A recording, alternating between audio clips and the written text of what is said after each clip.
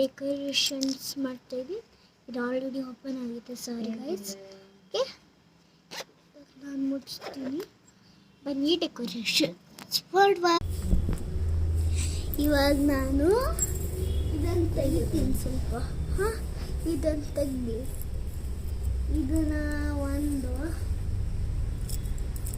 ಇದೊಂದು ಎರಡು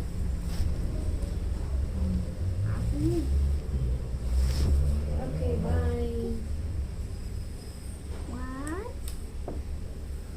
ಕ್ಯೂಟ್ ಆಗಿದೆಯಲ್ಲ ಮನೆ ಇವಾಗ, ಕ್ಯೂಟ್ ಆಗಿದೆಯಲ್ಲ. ವಾವ್, ಕ್ಯೂಟ್ ಆಗಿದೆ.